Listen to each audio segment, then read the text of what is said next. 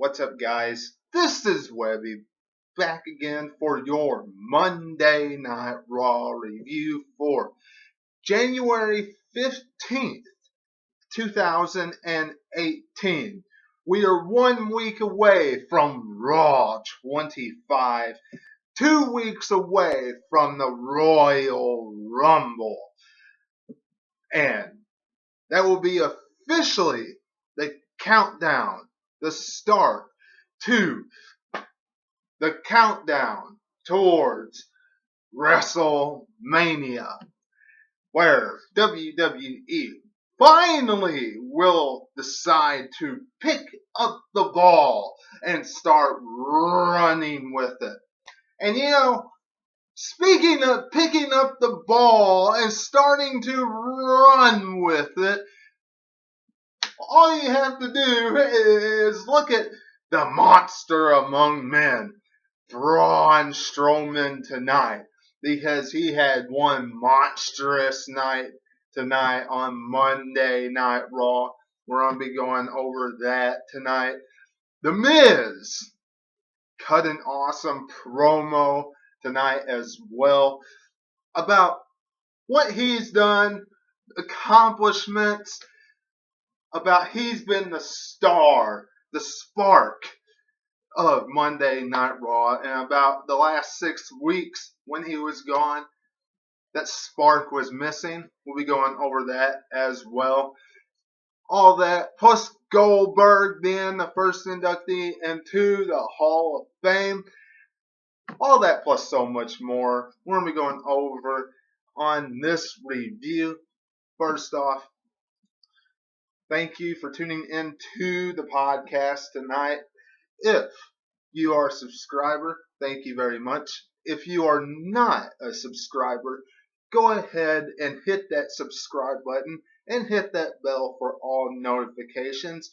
We are very close to 100 subscribers here on the channel, so much appreciated if you hit that subscribe button. Every little bit helps. And follow me on Facebook at 2007 Webby. A lot of hard work goes into this channel to make it what it is for you wrestling fans. Now, Monday Night Raw tonight. Braun Strowman. Awesome night for him. Carrying on from last week when he dominated Brock Lesnar and Kane. Tonight, comes out, he's telling a story about what's going to happen at the Royal Rumble, about how he's going to dominate and become Universal Champion, so on and so forth, and about what happened last week. And the next thing we know, Kurt Angle comes out with security guards. First thing I was thinking was, what are these little security guards going to do to this monster? Going to do the Braun Strowman after what he did to Brock Lesnar last week. I mean, seriously, these little security guards aren't going to do squat. Not really. Just one of WWE's typical things that they do. So anyway, Braun Strowman ends up getting fired, which I personally thought that they might carry this out to next week maybe. Have him destroy everything this week, carry it out next week. And if they carry out to the Royal Rumble, have him just walk out on the Royal Rumble and interrupt that matchup and destroy Kane. Maybe interrupt the match and knock out Brock Lesnar as well and have it end in a no contest. That would have been cool to see. Instead, we get Braun Strowman manhandle Monster handle. Everybody in sight. Kurt Hawkins. He got told the facts again. Got smashed through a table. He tipped over a truck. Forget about the ambulance. Forget about the EMT with Roman Reigns in it. It's a truck now. $12 million truck, according to Kurt Angle. He laid the waste. Michael Cole. Thank you, Strowman. All that, plus everything else Braun Strowman did. And then got his job back. According to Kurt Angle, from Stephanie McMahon, gets his job back and remains in the triple threat matchup. So, all this destruction was one monstrous night for Braun Strowman. Some people might think it's a little cheesy. I personally think it was a great build continuing towards the Royal Rumble. Tightest Worldwide versus the Bar. We don't set the bar. We are the bar. Tightest Worldwide once again gets a victory over the Bar. Ugh. I don't like Tightest Worldwide picking up a victory over them. I think that's cringeworthy. However, I understand the continuance of the storyline, though. When it comes to the Tag Team Championship, the Bar and Seth Rollins and Jason Jordan coming out and erupting, which cost the Bar the matchup, and Tightest Worldwide pick up the victory. The biggest winning streak Tightest Worldwide has had in a very long time. 2 wins. Congratulations, Titus and Apollo. Question is, will the Bar capture the Tag Team Championship at the Royal Rumble? Remains as we see it. We'll find out. Asuka versus Nia Jax. Now, last week, some people was upset because Nia Jax just laid the waste. Asuka. And Asuka didn't get the upper hand, and so on and so forth, right? And then this week, they were putting on an okay matchup, right? And then it ended up being a no contest. Nia couldn't get up. She fell. Both are being protected. Nia wasn't pinned or submitted. And we all know Asuka wasn't going to get pinned or submitted in this matchup. So, Nia was protected here. The Miz. Because I'm The Miz, and I'm awesome.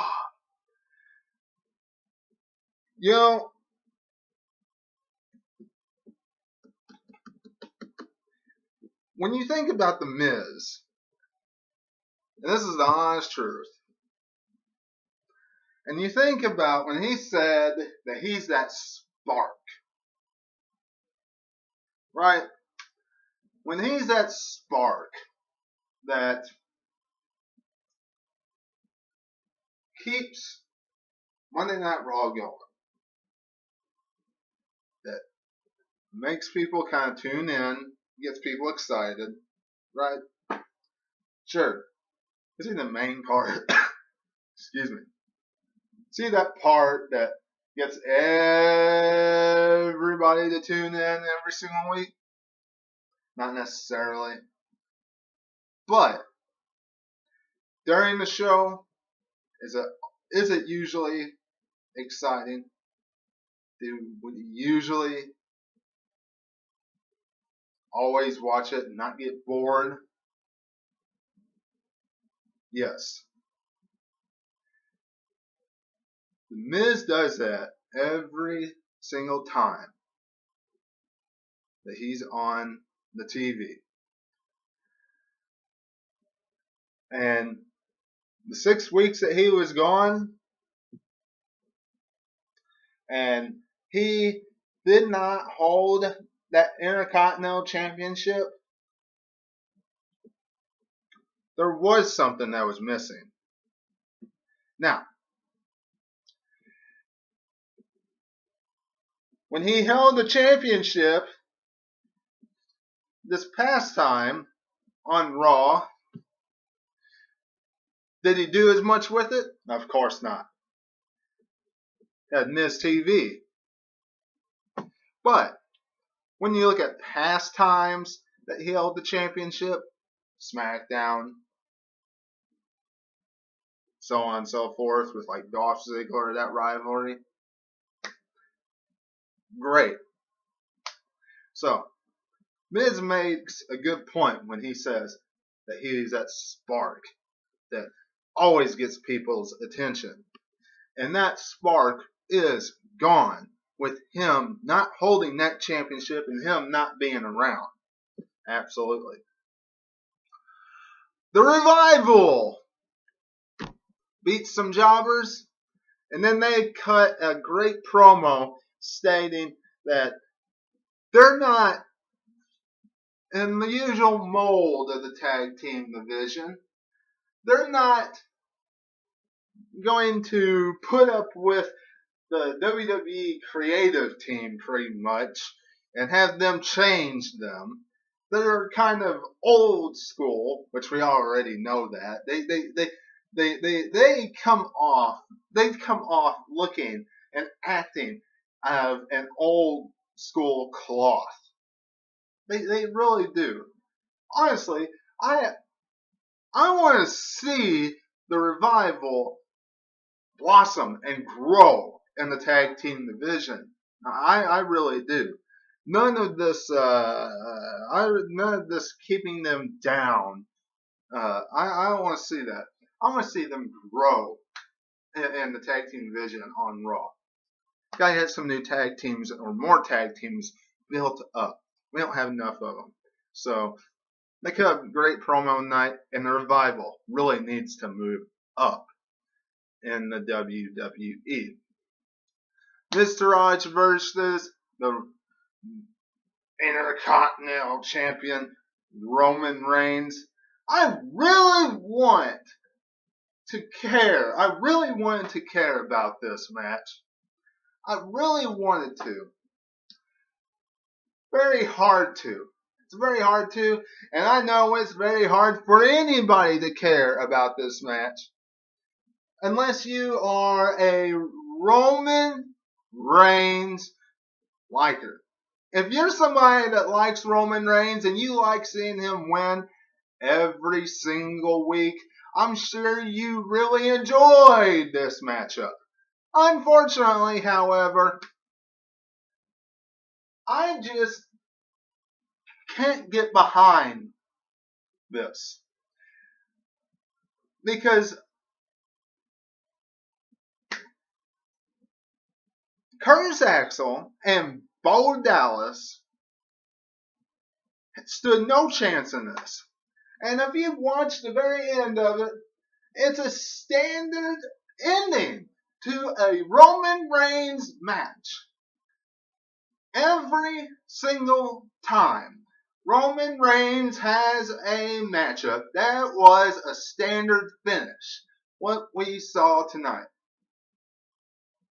There was nothing different about that Roman Reigns matchup that we see each and every Monday night on Raw or each and every pay-per-view. Not one thing different. hard to care about a Roman Reigns matchup. And the closer we get to WrestleMania, the worse it's going to get. Simple as that. Matt Hardy, he deleted. Heath Slater, delete, delete, delete, delete, delete, delete, delete, delete, delete, delete, delete. Goldberg is officially in the WWE Hall of Fame. He is headlining the Hall of Fame this year. Congratulations, Bill Goldberg. Well deserved. You can go back and check out my video that I made about him going into the Hall of Fame. It's live on the channel right now. And in the main event, Seth Rollins versus Finn Balor. A rematch from SummerSlam. Good contest. Really good contest. Can't gripe about it. Can't complain about it. This match, very intriguing,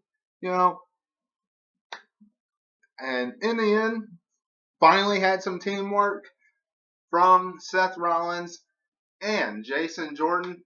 Jason Jordan gets involved in the matchup, tripping Finn Balor and curve stomp Finn Balor right into the canvas for a 1, 2, 3. Seth Rollins picks up the victory tonight on Monday Night Raw.